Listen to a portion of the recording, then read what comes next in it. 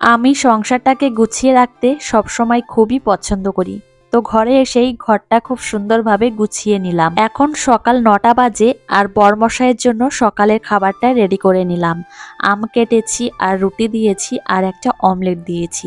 আর মাম্মাম সোনার জন্য আজকে আমি ওটস রান্না করেছি। আমি যেমন সংসারটাকে গুছিয়ে রাখতে পছন্দ করি, তেমনি আমার হাজবেন্ডও সংসারটাকে সাজাতে খুবই পছন্দ করে। আমার রান্নাঘরে কিছু কাজ বাকি ছিল, সেগুলো এখন আমার হাজবেন্ড আর এই ভাইটা মিলে ঠিকঠাক করছে। আর গ্যাস উনানটা এখন ঠিকঠাক করে এখানে বসানো হয়েছে। মেয়েকে সারাদিন ঘরবন্দি করেই রাখি, আর এখন যেহেতু বর্ষাকাল সেই জন্য মাঠেও যেতে পারছে না আর বাড়ির বাইরেও তেমন ভাবে বেরোতে পারছে না। আজ হলো জগন্নাথ দেবের রথযাত্রা, সেই উপলক্ষেই এখন আমরা তিনজনে রেডি হয়ে নিয়েছি, যাব মেলা দেখতে।